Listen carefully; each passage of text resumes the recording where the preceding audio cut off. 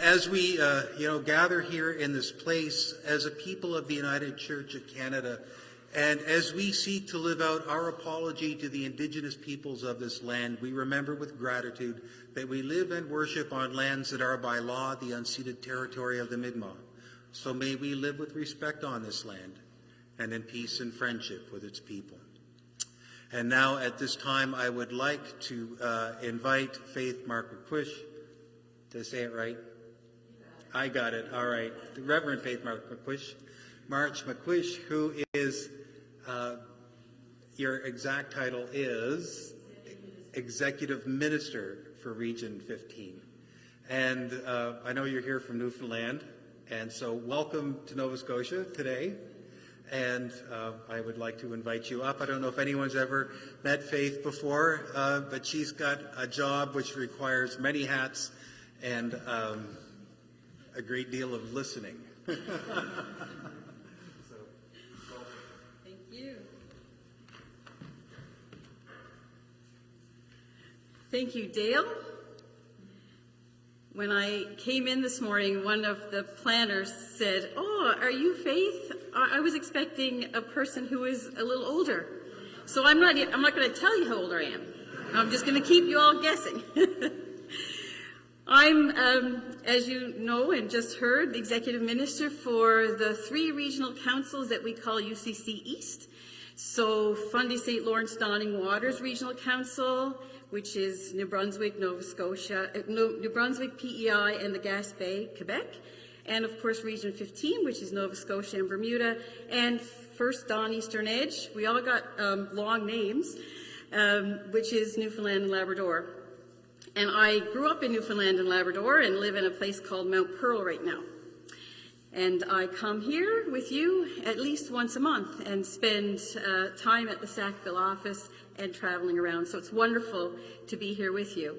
It's also wonderful to see the United Churches of Dartmouth, because I have seen your website, I've seen the work that you've been doing together, and you're a model for coming together and creating clusters that come together as a United Church of Canada to do work in the world here in your part of the vineyard. So it's so good to actually be here with you, because I've been watching your website and your work as I've been your executive minister.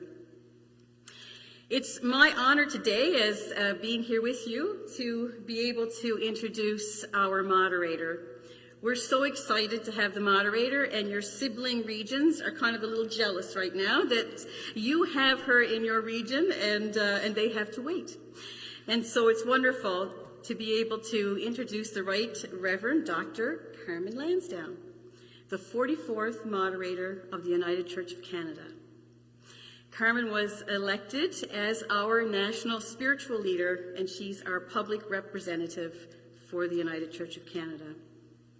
She was ordained in 2007. She is a member of the Helsik First Nations. She was born in Alert Bay, British Columbia, and she has been a lifelong member of the United Church and is committed to an Indigenous way of being in the world. When she was nominated for moderator, she articulated her vision for the United Church of Canada in this way. She is committed to build new connections and rebuild old ones, to work towards social change that sees a world cared for and human dignity honored, to walk together every day in repentance and reconciliation, to march and fight and change unjust systems together, to pray together, to sing together, and to discern together. Carmen holds a PhD from the Graduate Theological Union in Berkeley, California. In addition to her theological contributions as a writer and speaker, she has served the church in a variety of roles, both locally, nationally, and globally. Currently, she's on leave from her position, while she is our moderator, from First United Church Community Ministries Society, which serves the people of Vancouver's downtown east side. As your moderator, she chairs the governance bodies of the United Church of Canada, including General Council Executive, and the sub-executive committees. I have witnessed her leadership when I have been at the General Council Executive. She leads with a deep sense of spirituality and a strong vision for the future of this United Church of ours. So I ask you to join with me in welcoming our moderator, the Right Reverend Dr. Carmen Lansdowne.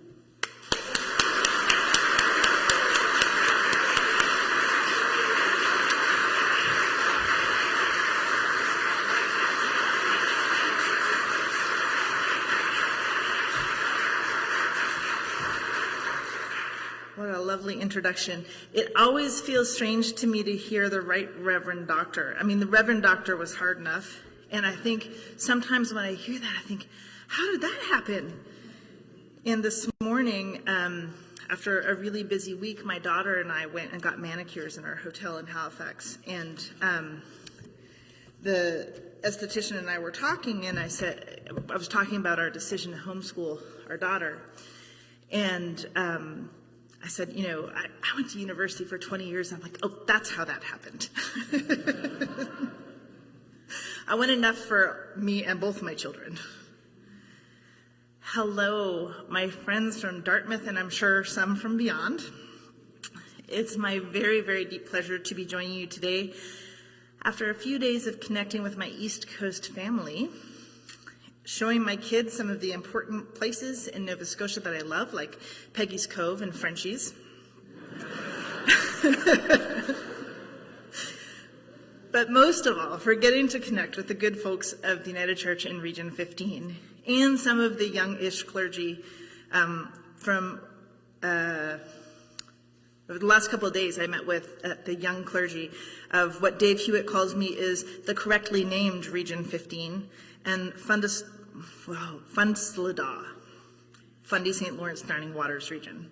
So we had a couple of good laughs over that. He's like, we're just going to call it Funslada. I bring you greetings on behalf of the Office of the Moderator and General Secretary and the General Council of the National Church. During the last triennium, people from all walks of life who care about the Church participated in a strategic planning process for the National Church, discerning a strong purpose, offering a clear vision, and proposing interconnected strategic objectives. Our strategic plan strives to create conditions for growth, slowing, if not stopping, the slide in participation, impact, and finances of the Church. The status quo is not an option, we said. And we ended up with the following 6 strategic objectives for the National Church. We will embolden justice, so collaborating to mend the Church and the world, especially with 2S LGBTQ2+ justice, racial justice, and reconciliation. Invigorate leadership, adapting and innovating for bold discipleship, renewing a vision of leadership based on the emerging call of the denomination, and aligning discernment, recruitment, and support of ordered and lay leadership to our vision. To nurture the common good, to look at equity and sustainability in resources. So we want to significantly increase denominational capacity and the will to make decisions on properties and resources focused on the ministry of the whole Church, enhancing equity, sustainability, right relations, and administrative efficiency and effectiveness. I realize it's a little bit ironic to be standing here in Region 15 that I know especially struggles in this respect, and coming from Pacific Mountain region with our really, really shiny, lovely bequest that's not allowed to be used outside of the province of British Columbia, and I apologize for that. To deepen integrity, living our climate commitments, so amplifying and integrating our current initiatives in a bold, hopeful denominational climate strategy that accelerates our reductions towards a goal of 80% decrease in our emissions by 2030. To strengthen invitation, to show humility and confidence in sharing our faith, develop and implement effective and connected regional and national strategies that result in growth with existing ministries and by seeding and sustaining new ministries and communities of faith. And then Indigenous pathways. While Indigenous perspectives and initiatives will be incorporated into each of the other objectives, there will also be specific initiatives flowing from the work of the Indigenous Church. And all of this is under the umbrella of the newly articulated vision of the Church. Called by God as disciples of Jesus, the United Church of Canada seeks to be a bold, connected, evolving church of diverse, courageous, hope-filled communities united in deep spirituality, inspiring worship, and daring justice. Or stated more simply as our call, to be a church of deep spirituality, bold discipleship, and daring justice. And if you watch any of my videos that I've been making since I started as moderator, I say that call almost every single time. Now, the operationalization of these strategies, the strategic priorities, are pretty specific to the General Council offices, but the broad goals and intentions can and do apply to the whole church.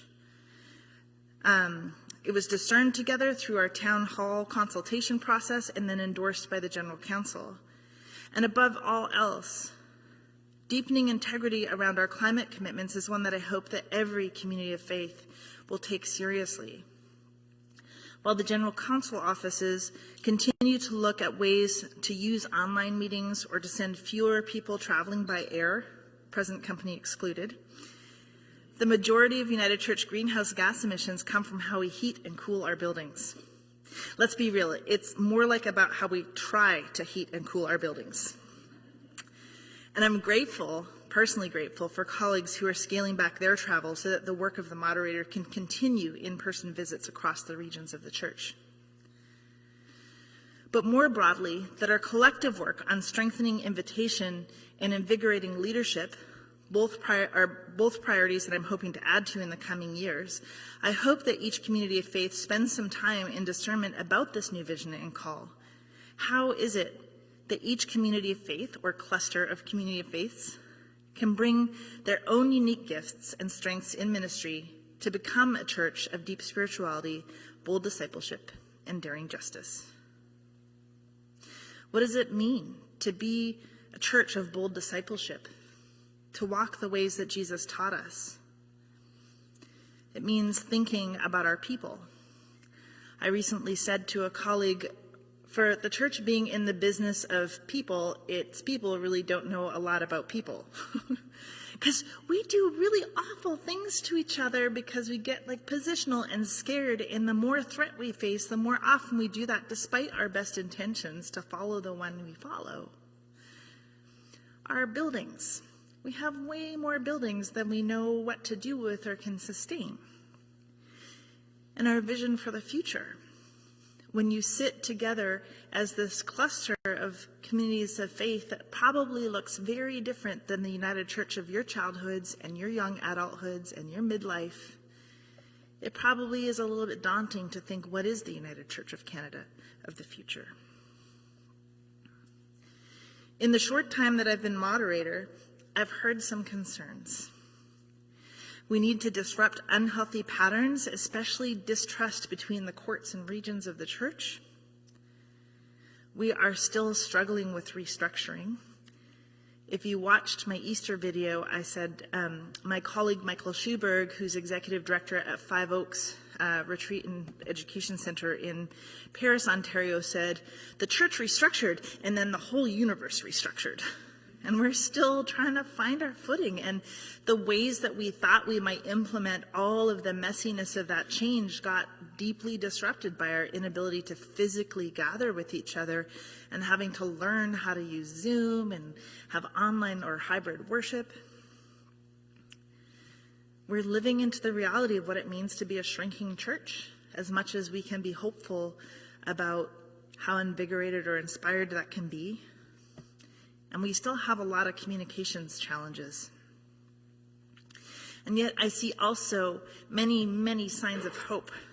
The last 2 days, spending time with clergy from what used to be Maritime Conference, and I know there's still some deep attachment to that, just gave me so much hope for the future. It also felt really good to be with other clergy who are my age. You'll meet my daughter at dinner. So my 10-year-old daughter travels with me and is homeschooling by learning about traveling all over the country. And it was also affirmed by those other clergy who were in retreat with me and with Dave Hewitt that to have their moderator sit with them and get interrupted by a 10-year-old coming to say, "Can I have screen time yet?" just made them feel really seen. And I had to say, same for me too. And you know, our youngest participant at this retreat was 14 months old. And as much as we struggle with the realities of trying to figure out who we are in this time and in this place, I know that when my grandfather was ordained as a 23-year-old, it was not socially acceptable for him to have a 14-month-old or a 4-year-old or a 7-year-old or a 10-year-old at a clergy retreat with him, regardless of his gender. And for that, I am very grateful that the pandemic has disrupted us in some good ways. There are new forms of ministries springing up in the church. I'll talk quickly about two that are from my home region, but I know there are those happening here, and I'm visiting Orchard Valley United tomorrow in New Minas, which I think has been doing some really exciting things, including a quite unique renovation or redevelopment project, which is a bold decision for a not big urban church like the one that I served in Vancouver. We had, as part of our endowment that we received from a United Church member, some funds available to make some church planting grants. And one of my best friends had moved to Vancouver Island, and she was working as a family and children's minister with a congregation in the Comox Valley. And she started having a coffee hour in a local coffee shop, just saying, like, calling it Weird Church. We're just going to have some weird church. So if you want to talk about spirituality, we're going to sit in the coffee shop and we're going to talk about things that we think are weird or things that are important for our spirituality. But to talk about spirituality in a public place is also weird. And Weird Church ended up leasing the former and now closed Cumberland United Church in Cumberland, British Columbia. And now it's an actual community of faith called Weird Church. So, and their primary ministry is around building community. It was not around worship. And in fact, it's only in the last year that they've actually started holding worship together. And it's at 4:00 on a Sunday because that's what they decided worked for them. They wanted to be able to attend their kids' soccer games and go skiing or kayaking or do all of those like stereotypical BC things about why we live where we do. And but that 4:00 was late enough in the day that you could attend to those other pieces of your social life and your physical life that were important. But it was early enough that you could still get home for supper, get your kids to bed. They have an artist in residence program. And so every month there's a new local artist. Sometimes it's media art, so there'll be an art installation that will happen in the church building. Sometimes they're a musician and they'll hold a concert at the end of the month. Sometimes it's a play and they use the chancel as the stage. And the local communities from Comox Valley are invited to come in and to witness the art and gifts of those that are their neighbors.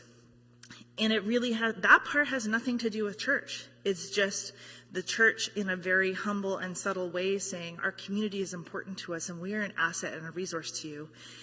But their worshiping community is growing because of the ways that they are opening their doors and creating connections within their community. They also, during the pandemic, grew their food program. So they have, you know how like some communities have those little free libraries outside of a home? They have a free food pantry. So they have one of those, like it's up so like raccoons and stuff can't get into it, like up on a post. And there's non-perishable goods in there, and that's grown into a like full-fledged food bank because the pandemic disrupted a lot of people in the service industry who lost their jobs and then lost their homes. They saw an increase in homelessness, and so the community of faith is now coordinating with the regional municipal governments to be a place where food security can be provided for their neighbors.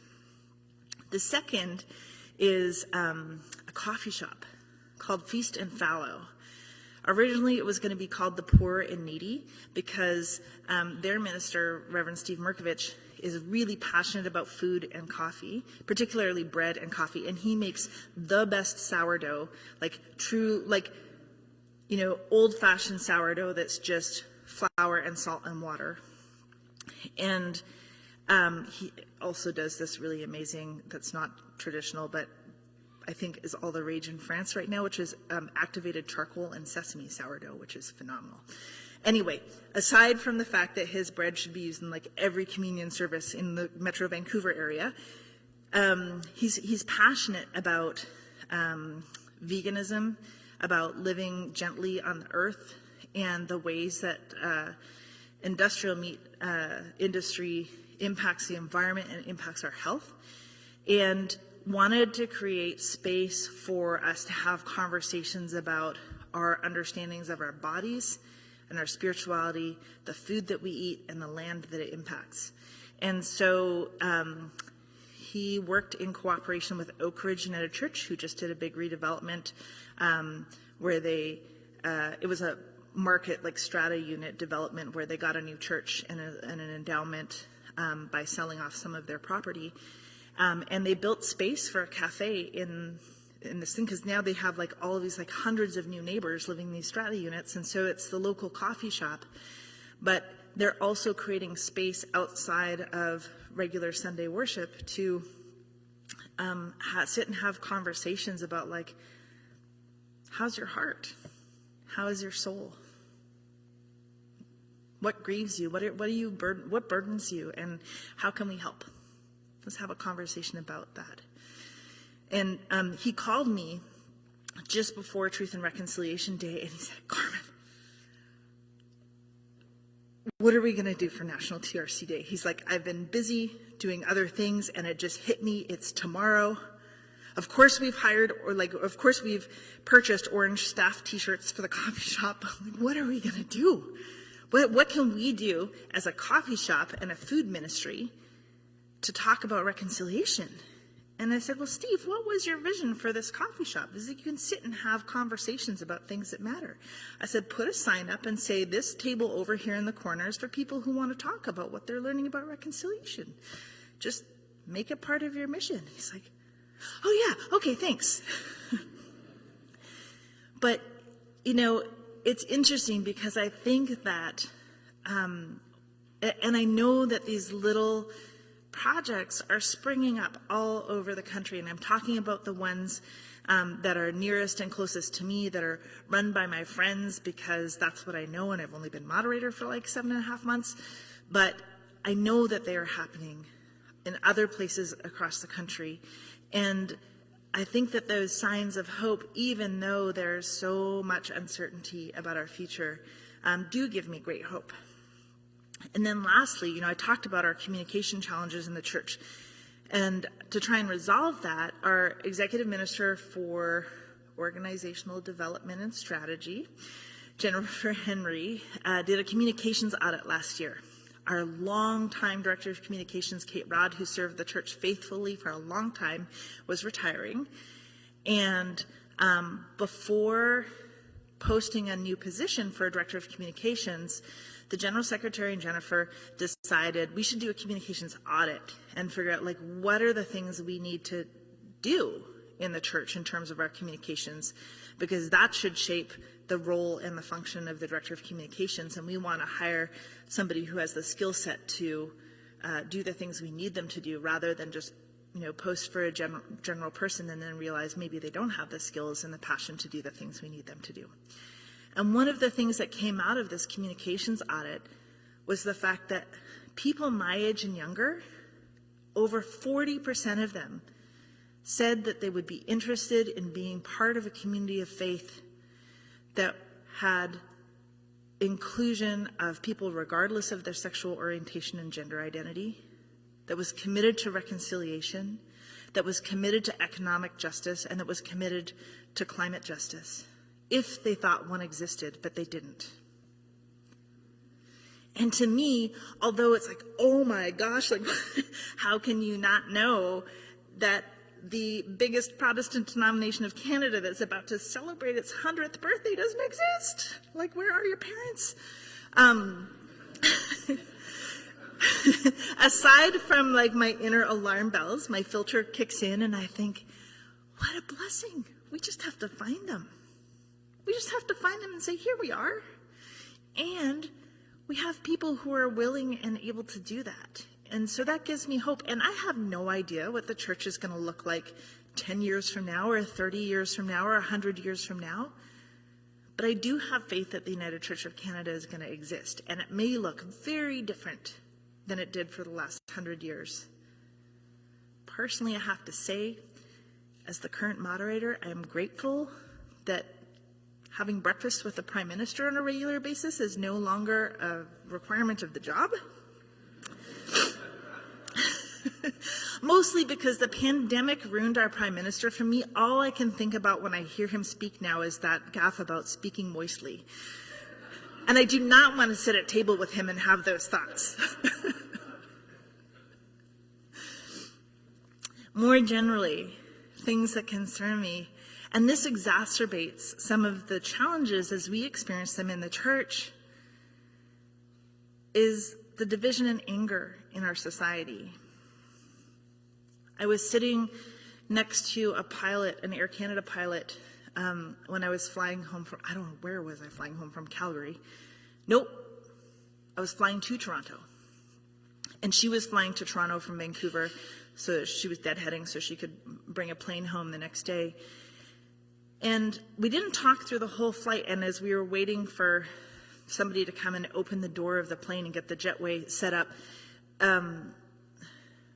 we were listening to other passengers on the plane, and I mean, there was like a 10-minute delay or something because I don't know if you've heard on the news, but they're having staffing problems at Pearson Airport. So, of course, the poor pilot had to come on the PA system and say, we're just waiting for the ground crew to come and get us set. We're at the gate, but like you can't get up and move around yet because we're not 100% there yet. And so, of course, the requisite grumbles start happening, and she's like, oh. So we started chatting while we were waiting for the ground crew to let us off the plane.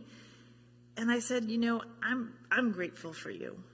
I said, when I was involved with the World Council of Churches, I probably flew about 100,000 miles a year.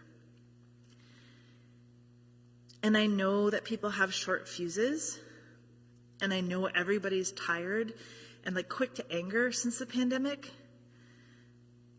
But I've traveled like 70,000 miles in the last 7 months, and I don't experience that much of a change from 15 years ago. And she said, thank you, because that's what it feels like to me. Like, I sit with my colleagues and I think, like, things haven't changed so much that we're now having to, like, be worried about our physical safety from passengers. We are not our best selves when we feel threatened or when we're tired or when we're scared. And we have lived through and are continuing to live through life that causes us to be exhausted and scared and threatened all the time. And we are not always being our best selves, and that is showing up in the church. Some of that disruption is good, but a lot of it is too polarizing. Social media and the news media are both so unconstrained as to encourage the foment of divided opinions. Whether it's about the severity and impacts of the climate emergency, you should have heard my conversation with my Uncle Tim on Monday night when I got here. Immigration, public health responses to the COVID-19 pandemic, housing affordability, and our unhoused neighbors. The truth is, none of us hold ownership over the whole truth. And none of us has the whole solution. And the divisions that we entertain when we're not our best don't help us to collaborate to change some of the world's most challenging problems. And so I hope that the United Church, through its call to be a church of daring justice, is not just to be daring in naming injustice, but to be daring in how we work towards addressing injustice, to have strong beliefs lightly held, to assume positive intent in one another, no matter how much we disagree, and to see the light of the Creator in every person, regardless of their background or belief. That is what Christ called us to do. And somehow we've lost sight of that, even in terms of how we treat each other in the church. That is my prayer for us. For my work, my advisory committee and I discerned 3 priorities in the way that my particular gifts and skills could serve the church during this last 3 years of our first century together. So I'm going to engage in change-making conversations, broaden what dialogue looks like both inside the church and between the church and the world, and mentoring a new generation of leadership. So what that's going to look like is I'm starting a national book club online in September that anybody can join through ChurchX or Eventbrite. I don't know how, there'll be some kind of tech registration thing. But we're going to do 13 books in 18 months, have summers off. And the first one I'm really excited about is Cherie Demoline's The Marrow Thieves, which, if you haven't read it, is a young adult dystopian fiction by an Indigenous writer who imagines a world, no spoiler alerts, but she imagines a world that has been disrupted by some biohazard, and all non-Indigenous people have lost the ability to dream. But Indigenous people retain the ability to dream, and they discover that our dreams are held in our bone marrow. And so to try and recapture the ability to dream, white people restart residential schools to harvest Indigenous bone marrow. So that's going to be a light and fun initial book club meeting. But I'm deeply, deeply committed to the idea that we have to relearn what it means to dream and to have visions, to be able to step back from all the craziness and uncertainty that is right now and think about, what's the North Star we're heading to? Where is God calling us together? So we're going to do like study the road not to follow in that respect. Elizabeth May is going to come and talk about a novel she picked called The Ministry for the Future. I have a big thing for dystopian novels, I'm sorry. It's called The Ministry for the Future, which is like a UN agency that's set up to create rules and regulations to deal with the climate crisis, which is starting to read a bit like a documentary, and it's only 5 years old, this novel. Charlie Angus. I don't know why I also picked MPs to come talk about things, but he wrote a book, or his most recent book is called Cobalt, something to do with like the devil metals and the birth of a mining superpower.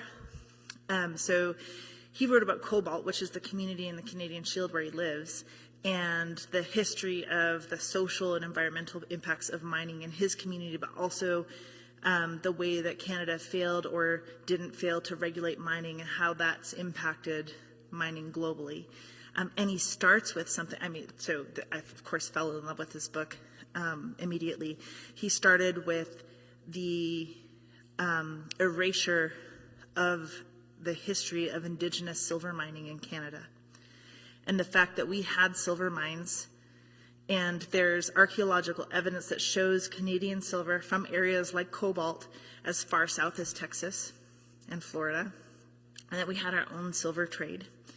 And I spent 11 days in October in the Philippines, and one of the meetings that our executive minister for church and ministry and I took was with Indigenous miners in the Cordillera region of the Philippines, and I learned all about Indigenous gold mining, and that gave me hope, because I was like, we don't have to do these massive, big, like pit mines and strip mines and like polluting the earth with the tailings ponds and things like that. We have enough metal in most cases, if we thought about using it more creatively to kind of slow things down. And what happened, you hear it in the news all the time, like we should listen to Indigenous people because they learned how to steward the earth in a way, gentler way than we're capable of doing right now. And that seems like a little bit of lip service, but actually, what if we return to Indigenous mining? It's not that we can't or shouldn't mine, but what if we did it in a different way?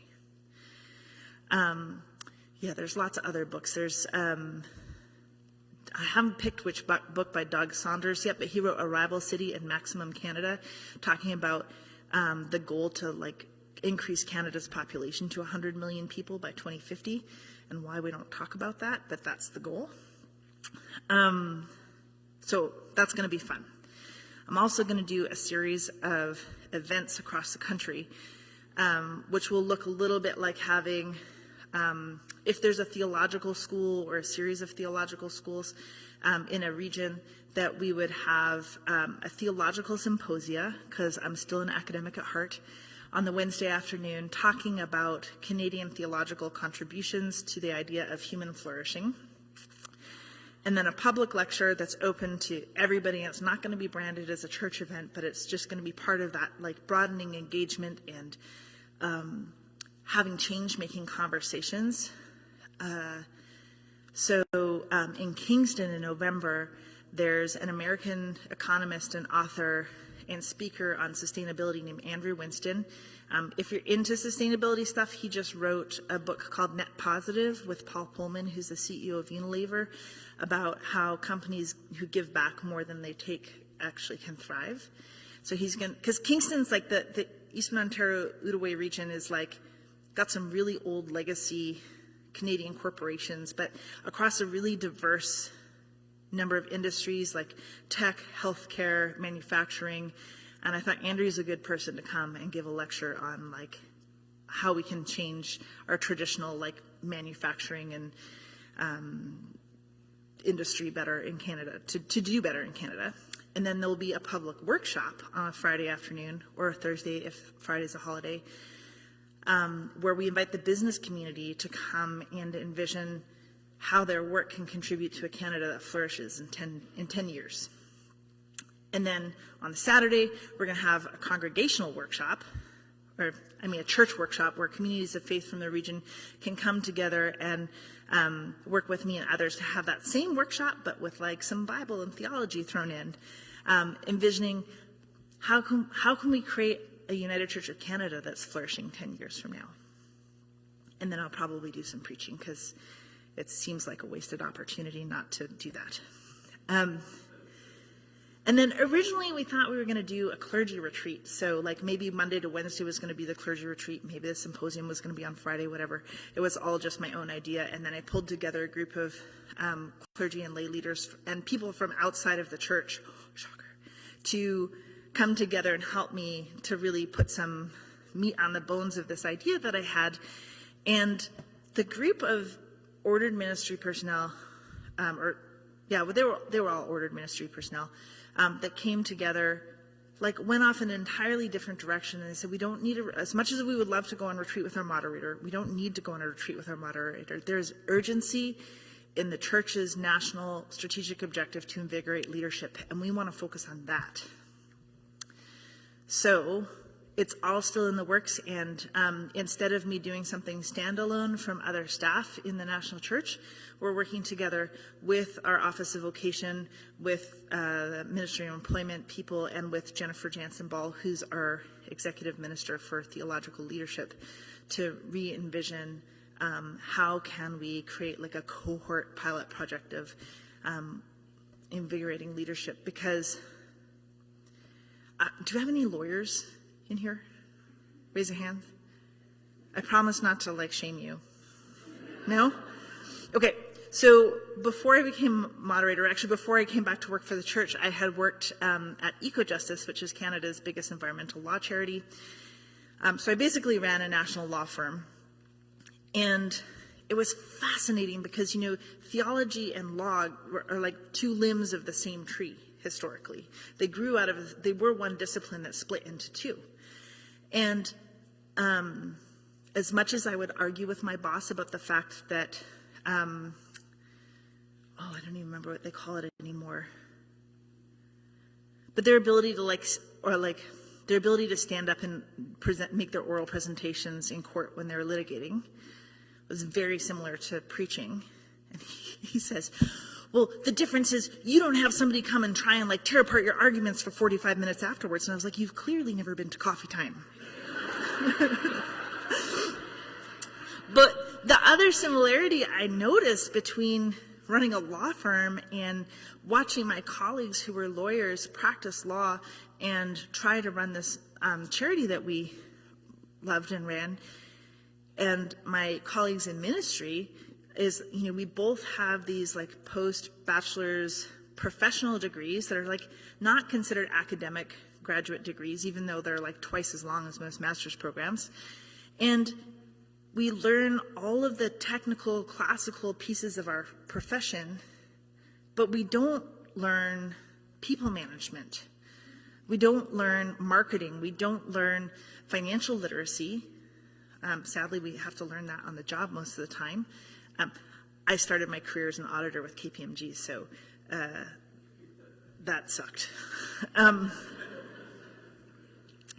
But financial literacy was not a challenge for me. But there's so many things that are involved in ministry or lawyering in the 21st century that you don't actually get taught in theological education or in law school.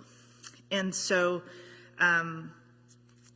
we're going to try and look at how can we level up our leadership to get some of those skills so that they're, Ingrid, the minister from Weird Church, she's on my Moderator's Advisory Committee, and she said, I want to learn, how do I lease our property to somebody that wants to use it? Or how do I write a memorandum of understanding or agreement with a partner? Because I'm sitting here and the Village of Cumberland has asked me to send them a draft MOU, and I've got the draft MOU on one screen on my computer. On the other screen, I'm Googling, how do you write an MOU? And, there are lots of things about leadership of our communities of faith that we share with our sessions and our boards and our trustees, but there are still many ways in which our formation as paid accountable ministry personnel do not prepare us for all of the ways that we're asked to lead in the world.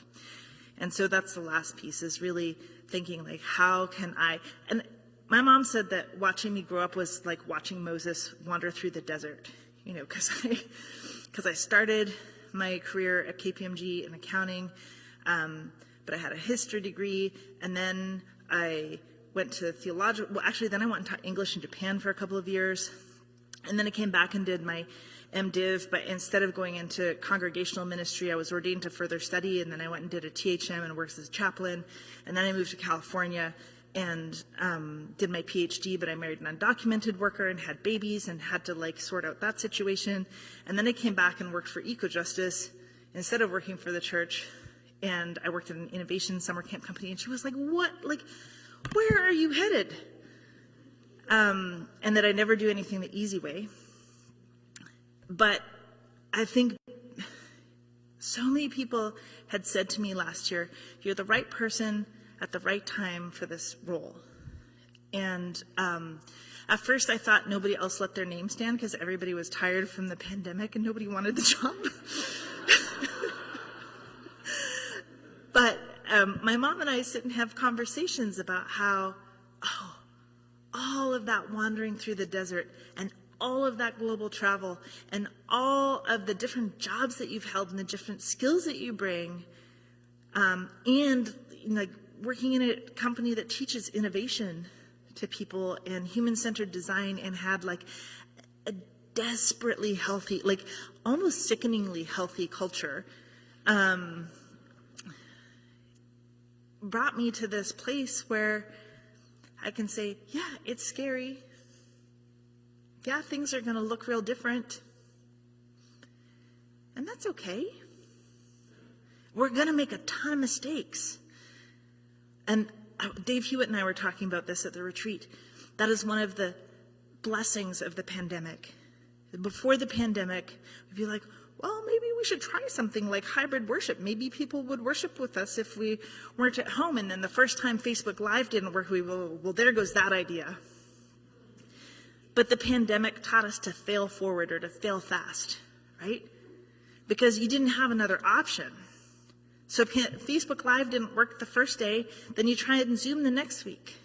And you tried what you could until it worked, and until you could find a way to gather together again. And so we learned that instead of saying like, oh, that didn't work, throw up our hands, now we throw up our hands and say, oh, how fabulous. Okay, maybe we're not quite that enthusiastic about failure yet. But Benjamin Zander, who is the longtime director of the Boston Pop Symphony, taught at Berklee School of Music, and that's what he and his wife, who is a psychologist, would teach their students. You make a mistake, don't cringe and be like, oh yeah, that's the other thing I did. I started my undergraduate degree studying orchestral studies and flute performance, because I was going to be a concert flutist.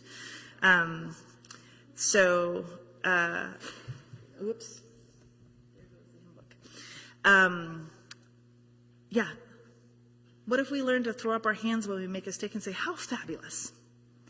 What a marvelous mistake. What are we going to learn from that? And there's no judgment. I'm going to close with one quick story because I think I'm kind of getting to be at time. I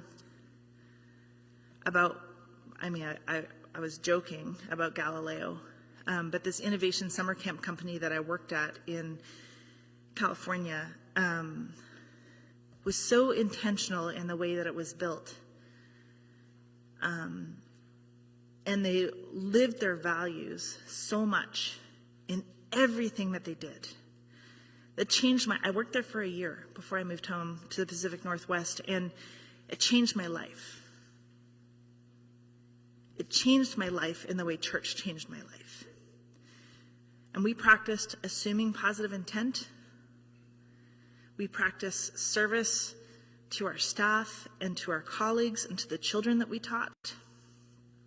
And we practiced having an innovator's mindset, which is to celebrate failure and to celebrate success and rapid iteration and innovation.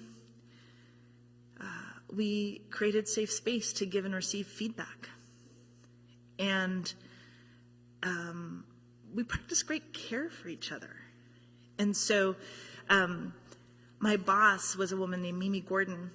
And every time I think about Mimi, who is so intentional and measured in everything that she did,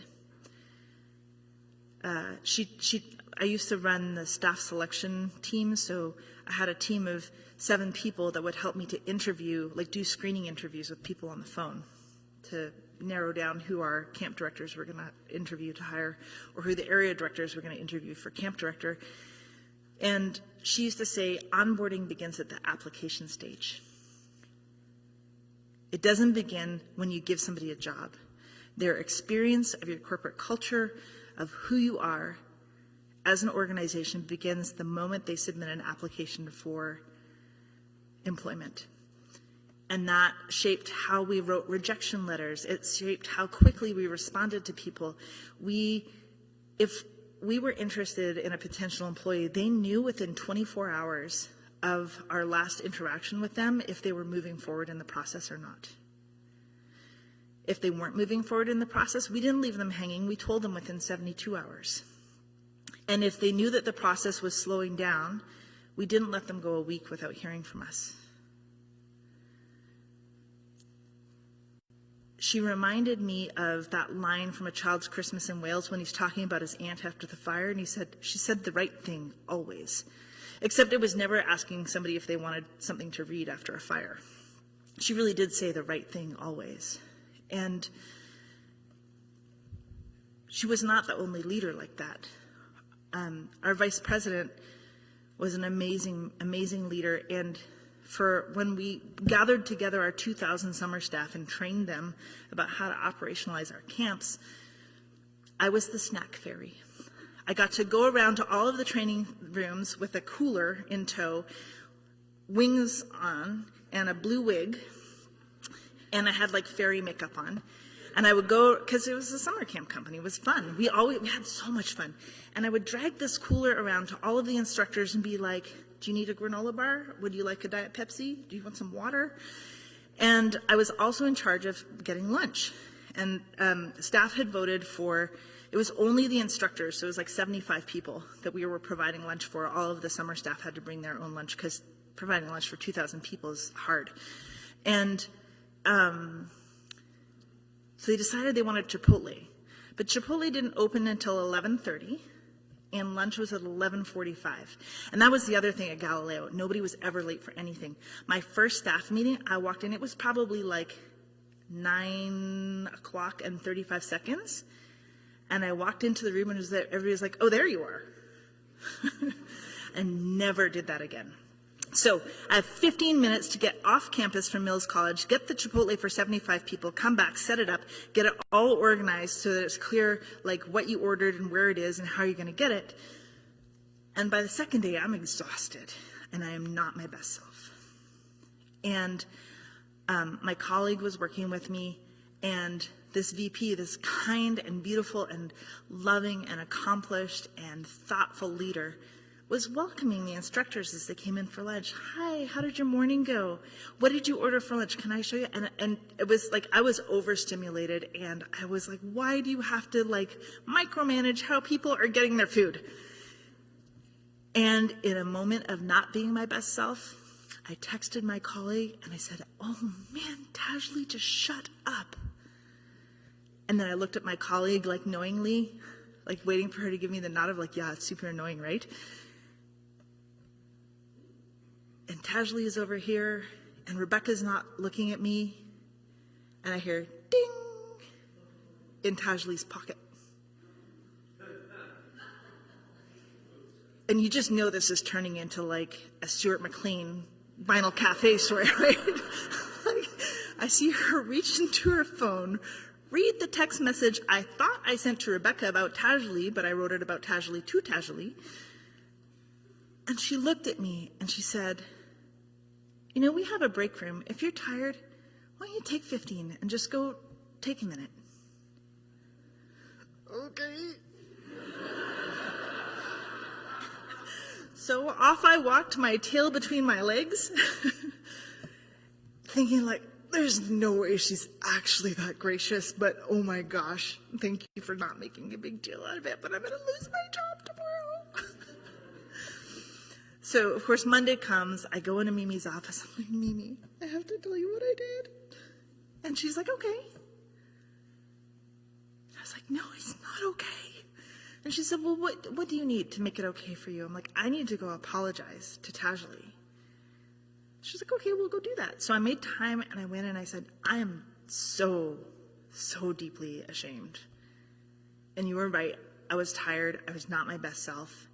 You are an incredible leader, and that was all about me and had nothing to do with you. And she said, I know. Did it help to take a break? And I said, yeah. And she's like, do you need to be perfect? And I said, no. She's like, great. Have a good day. Thanks for coming to apologize.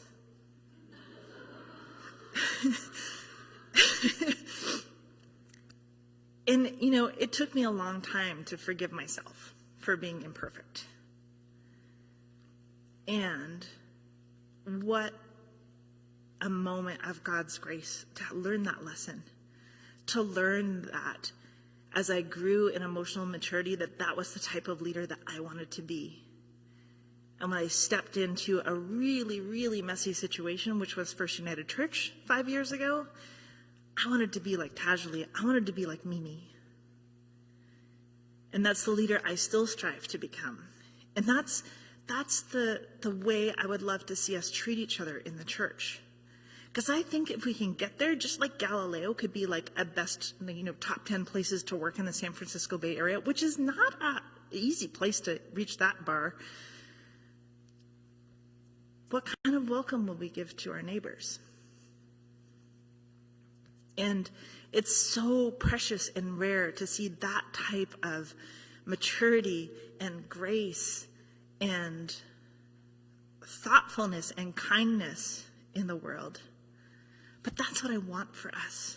I want us to rumble with our hard stuff and to get to that place together, because who we are as a church is so awesome. And 40% of the people who need us don't even know we're here. So if there's anything that I can do to help us to get there. I'm all in. Amen.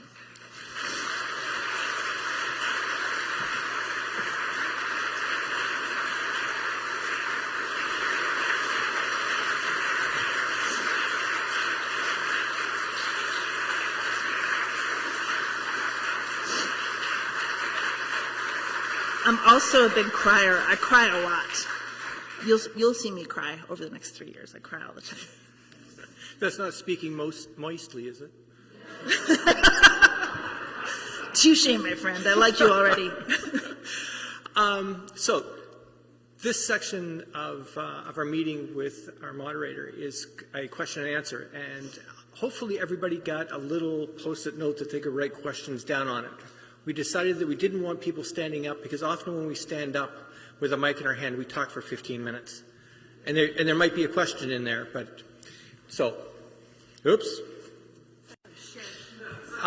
So if you have questions written down, if you could take them to Shirley at the back and consolidate so that if we get 5 questions that are asking the same thing, we'll only ask it once. And to get things started, I have a couple of questions that came in by email. Just kind of get us started. We're going to do this for kind of 30, 35 minutes thereabouts, so hopefully we can get 7 or 8 questions in. The question came in on email. It says, I recently learned that though the United Church of Canada apologized to Indigenous peoples for our part in residential schools, the elders received, in quotes, the apology. They didn't accept, in quotes, the apology. What would you like to see the United Churches doing to continue the work of reconciliation? And it might be, if you have insight on what the difference between received and accept is, that might be helpful. Yeah.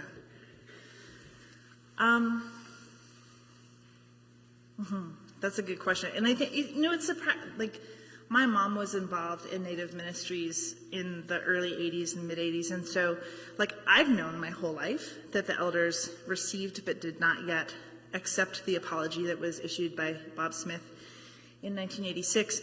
And,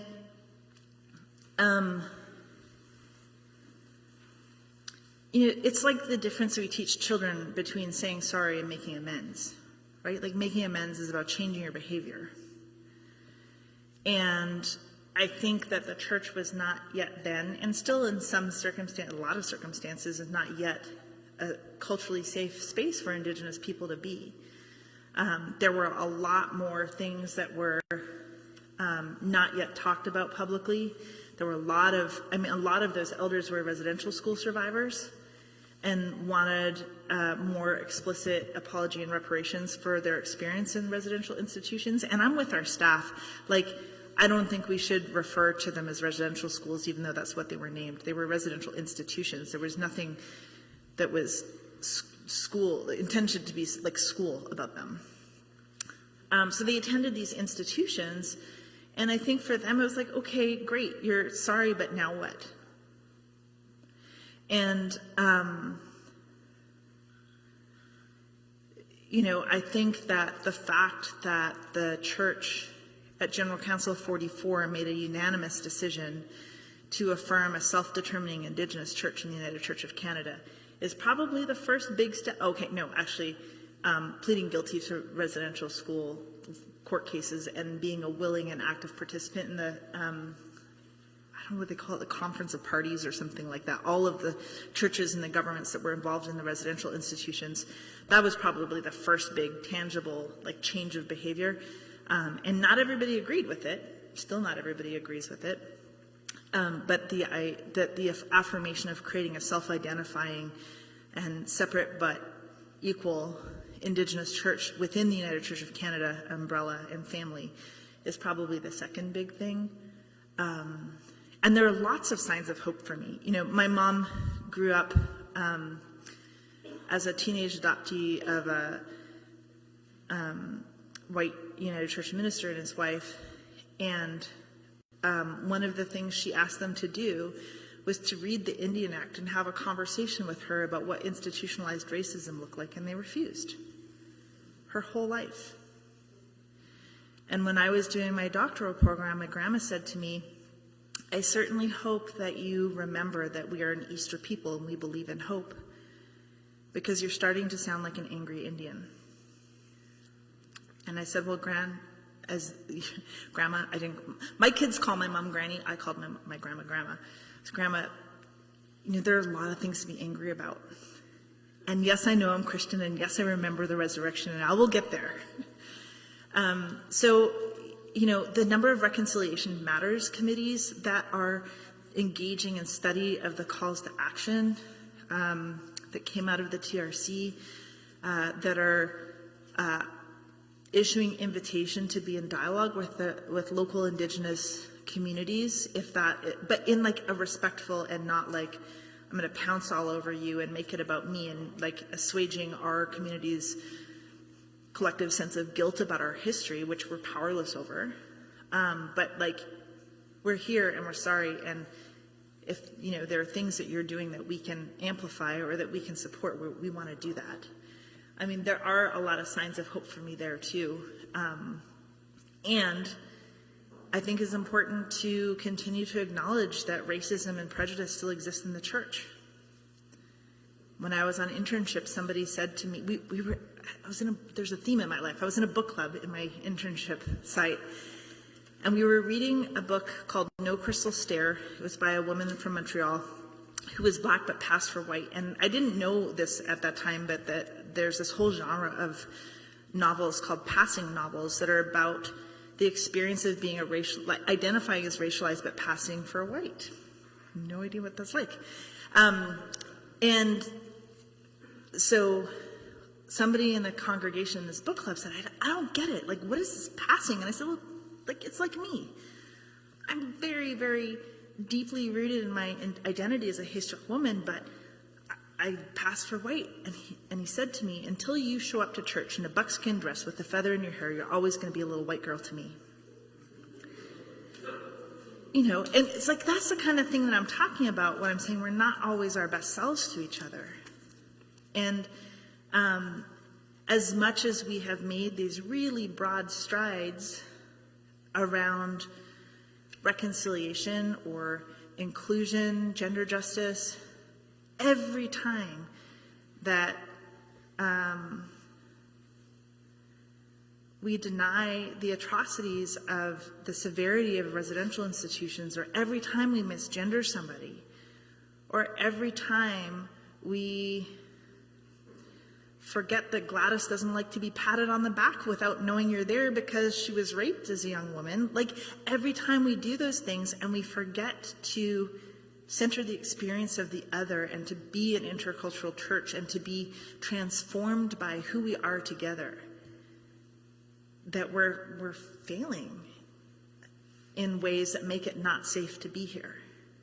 And so I think that's really what that difference was about. And it's not only with the Indigenous church that we continue to fail. And I'm not saying that as a judgment, because, like, how fabulous, right? How fabulous that we make these mistakes and we still keep showing up and saying, I want to be a better person.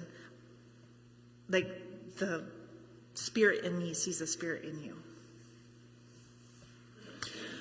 Kind of following along the same lines, we have a question which was, when does the United Church intend to offer a full-throated apology to the LGBTQ2S community? And do you think this might happen during your tenure?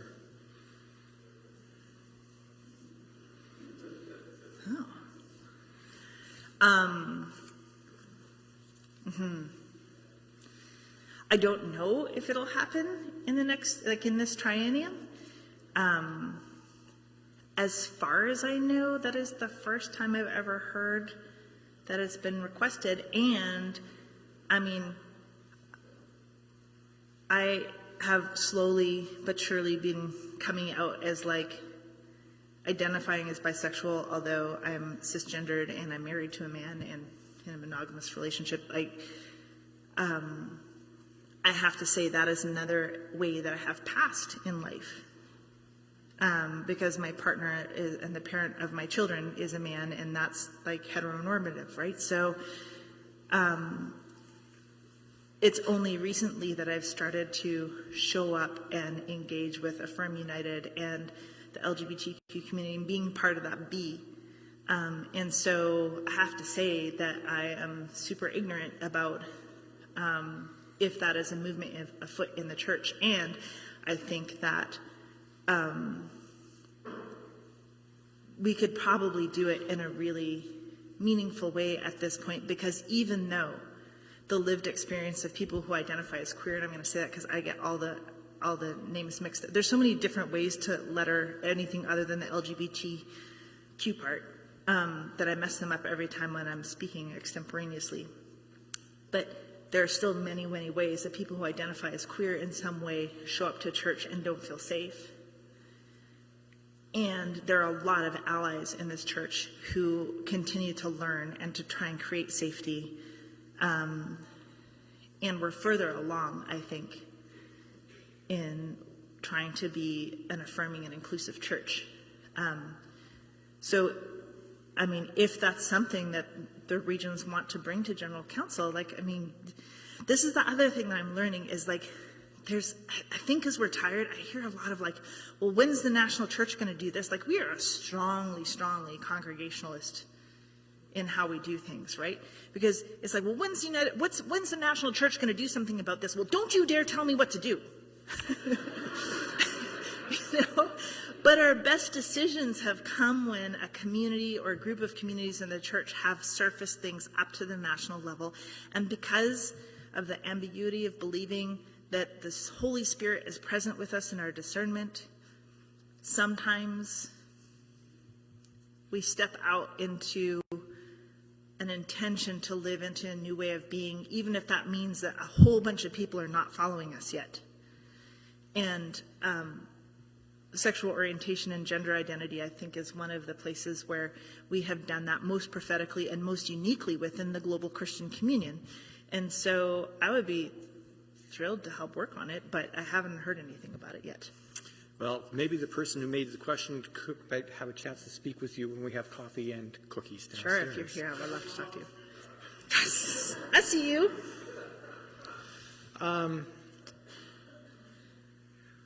And Faith heard you.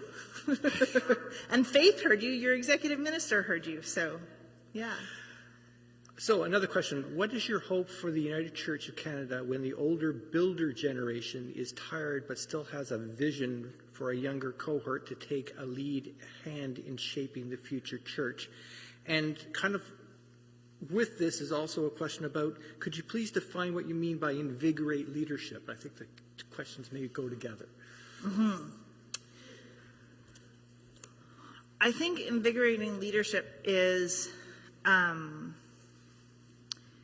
realizing that the world is, and I don't know, Faith, you might want to shout additions at me too, because you've been involved in the strategic planning process more intensely than I was,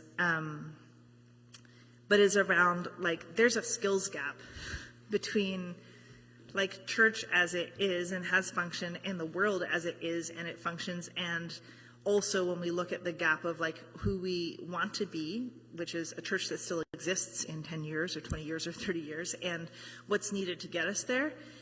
So all that stuff that I talked about around the way that theological school doesn't prepare you for the actual leadership in ministry once you get into a community of faith. And so I think it's an acknowledgement of that and putting some resources into forming both lay leaders and paid accountable ministry to lead into the future. And then the first part of the question was, can you rephrase it, because I didn't quite understand it? So this is, what is your hope for the United Church of Canada when the older builder generation is tired but still has a vision for a younger cohort to take lead hand in shaping the future church? So we do see this where people go, I've done my time. Yeah. And we're the young people, who are they going to take over with us, and so on. There's a cycle that goes on there. How do we beat that? I mean, I think that's a really important conversation that we're going to continue to have in our local regions, right? Not our church regions, but in the Annapolis Valley or in Greater Vancouver. How many churches do we actually need? Which properties do we own that are assets? Do we have to be a neighborhood church anymore? Or can we become a destination church that is thriving and growing? Should we let go of those properties, or do we want to have partnerships with our local municipalities or service groups? I mean, the service groups are also dying off, so that's probably a bad example. But like a daycare or something to like lease the property so we still have it for the future, but maybe we don't use it for worship right now.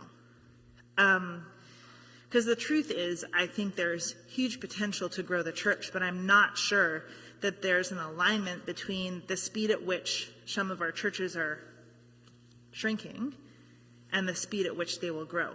And so I think that's a place where we need to get creative around who we are and what we want to do. And I think that it's really important to do that in clusters of communities and not as individual communities of faith.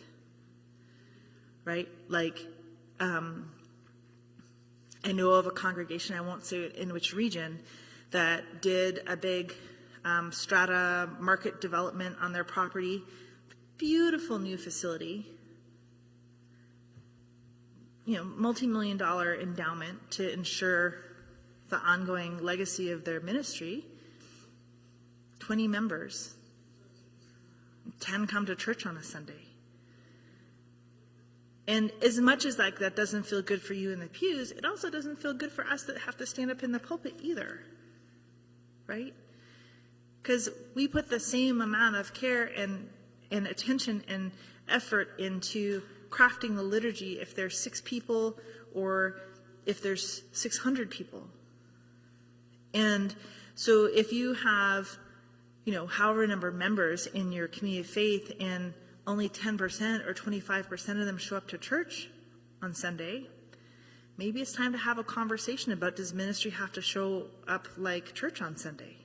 Are there other ways to be Christian disciples that can use our building as an asset to build community with those around us, that doesn't have to like pretend that this is where we want to be in relationship to each other anymore?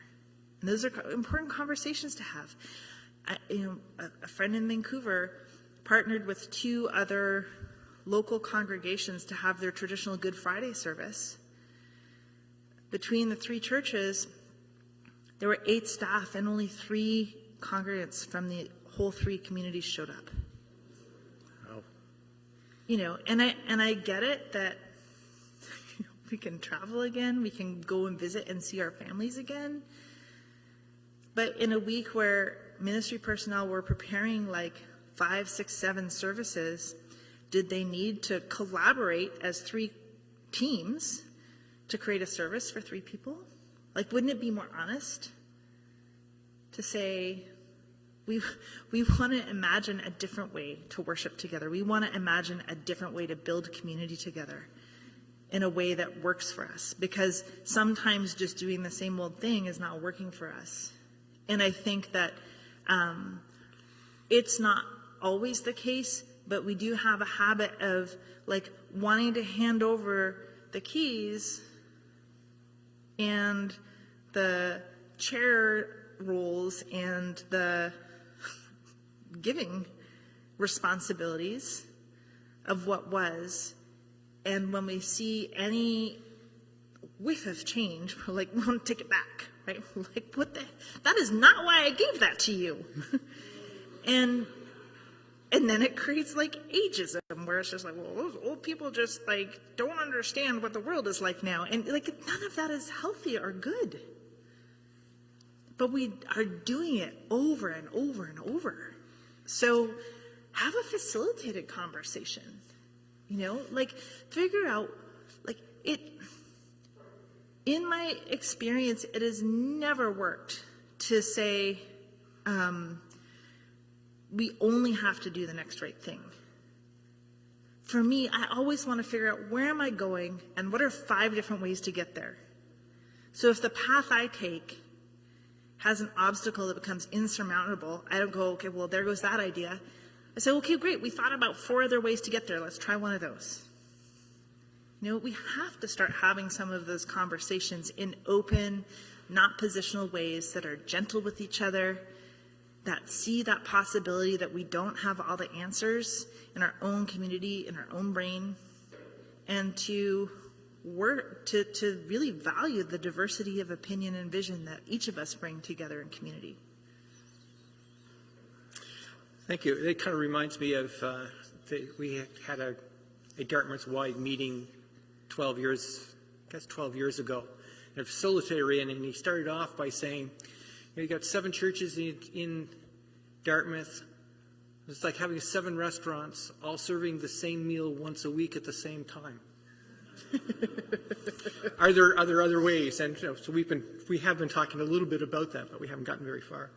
I have a question here about international justice. The person is, I am very concerned about supporting our partners, such as the Palestinian Church, Kairos.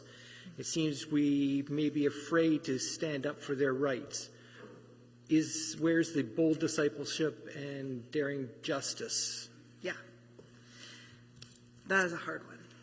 So I'm going to preface my comments by saying when I was involved with the World Council of Churches, I stood up at I think one of my first Central Committee meetings because they were talking about well, we need some Indigenous people on this committee that deals with love and respect for creation. And I was like, we don't just care about love and respect for creation.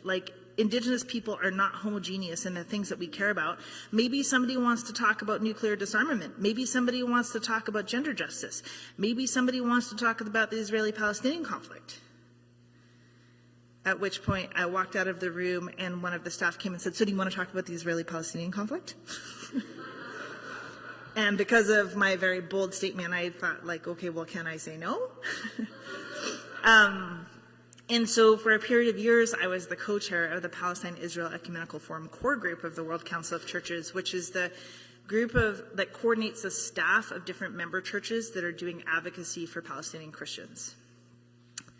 And the United Church of Canada does not have a consensus on a position on Israel-Palestine.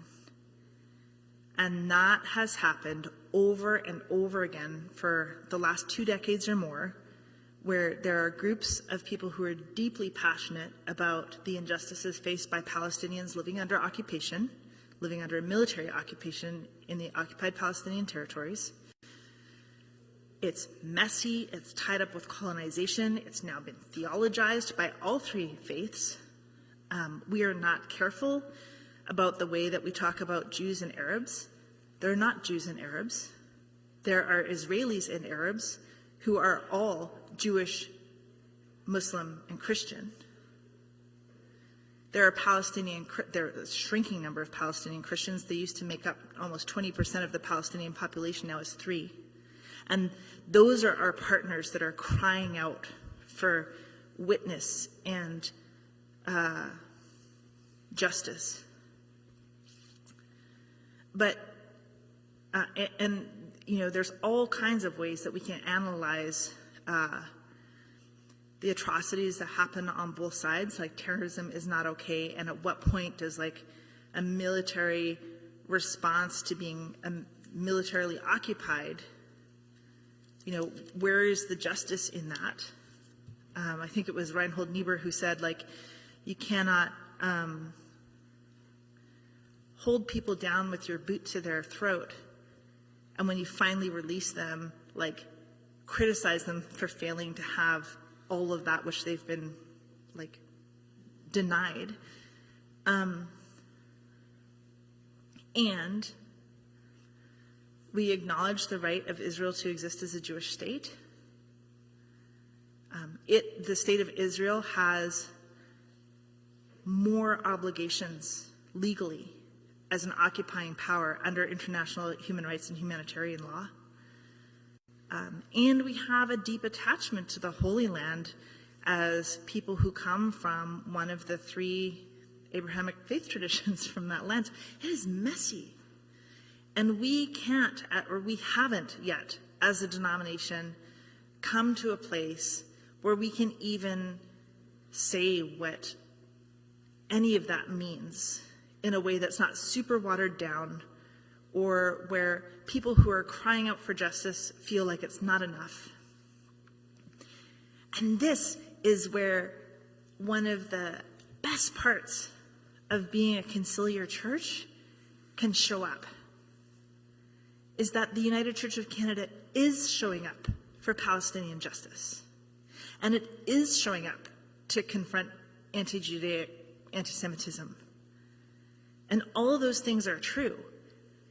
And the hard thing is that we can't say exactly what that looks like, but we have networks of faith-seeking, faithful witnesses to the struggle in Israel-Palestine, or Palestine-Israel, whoever I want to get mad at me for saying it the wrong way, who are speaking truth to power about the ways that those laws are being broken, who are speaking truth to power about the collective punishment of Palestinians for, the acts of frustration and, and you can't deny that there are still some Palestinians and other people from Arab countries that do deny the right of the state of Israel to exist, right? So it's messy. It's messy, messy. And it's not the only armed conflict in the world, right? Like what is happening in Myanmar is brutal. It's brutal. I watched, my daughter's getting into stand-up comedy, and so I let her watch Jim Gaffigan because he's like the most family-friendly stand-up comedian. And he was talking about, he was sort of like making some self-deprecating humor about being Roman Catholic, and he was like, I would think Americans would want to be Buddhist. Like the Buddhists never do anything wrong. And I'm like, yes, they do. They're killing Christians and Muslims in Myanmar all the time. And the Buddhist is the military power in Thailand, right? Like religion gets co-opted by power over and over and over again. And we are showing up and we are saying things. And that doesn't mean that we all have to be on the same page all the time. And so I want to disrupt that idea that we aren't doing anything, we aren't saying things. We continue to send ecumenical accompaniers to the occupied Palestinian territories to be physical witnesses. We continue to have conversations with Jewish organizations inside and outside of Canada. We're in the conversation, and I think that that is enough for now. And those who are most strident and prophetic among us need to continue to speak. And because there's this saying in 12-step programs, don't stick around until the miracle happens, right? Just because we're not there yet doesn't mean that we're never going to get there. And that's my hope for the Holy Land. Right. So I think we have time for one more question. And I have to admit that I'm not quite sure on this one. But it goes, looking for the United Church views on management of government and accountability. Position of the United Church regarding need for public interest disclosure legislation. So I think this is coming back to daring justice on the national level of some sort. Say it again. United Church views on management of government accountability, and they give some examples: Lac Megantic, Boeing Max 8, Grenville Tower, unmarked graves. Position of the United Church regarding the need for public interest disclosure legislation. So I'm thinking it's the churches talking to the government about being more transparent about things. Well, I mean, as much as I'm grateful that I don't have to have breakfast on a regular basis with the Prime Minister, I do think that one of the things that interestingly got named to me by somebody who had worked in the General Council offices for decades, that the United Church of Canada used to be seen as sort of like a think tank for the government, right? Like we had our Division of World Outreach, we had our Canadian poverty reduction outreach that we did, and we had so many staff that worked on these issues and did really thoughtful scholarship and law reform efforts and things like that. And the Canadian government would call us because we represented a significant, we're still just barely statistically significant to the government of Canada, but then a much more significant percentage of Canadian population. So they call us and say, well, what do you think? What are you working on? What do Canadians care about? And with the advent of the internet, they had direct access to Canadians, and they stopped calling us. And Christendom started to kind of pull apart a little bit, and there has been a generational, I think, loss of institutional knowledge about the importance and the role that churches in Canada, all of us, play in terms of the faith life of our communities. And so as younger civil servants take over, they don't know that the government used to care about what the churches thought or what other communities of faith thought. Like, we got into this huge fluster when Queen Elizabeth died, right? Like, is the moderator going to be invited to go to London? No, probably not. There's only 600 people. Okay, is the moderator going to be invited to go to the commemorative service in Ottawa?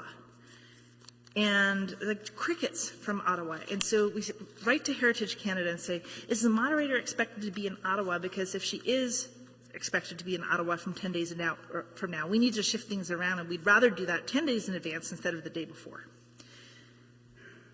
Heritage Canada writes back, we're trying to find an answer.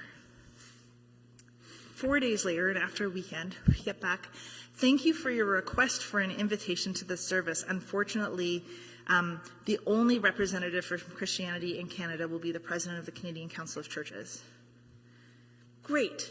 Like, I wasn't asking for an invitation, but like, there's a shift where there's less and less relationship between the mainline Protestant churches and the government of Canada, and that has to do with that shift on their side and our shrinking staff on our side. But one of the things that we are planning to do as part of our Daring Justice, and one of the gaps that we see, is it's important for us on international justice issues and domestic transparency and governance issues to be able to have a relationship with the government of Canada. And so I think the intention is to hire a government relations role, a staff person for the General Counsel Office who will live and work in Ottawa and curate those relationships so that when we have something to say, they know who we are and they're ready to listen. Okay, thank you very much. So the next stage is we have coffee and tea downstairs hosted by Woodlawn United Church, and a chance for people to talk one-on-one with Carmen and Faith. So if you join me in thanking Carmen for her forthright answers.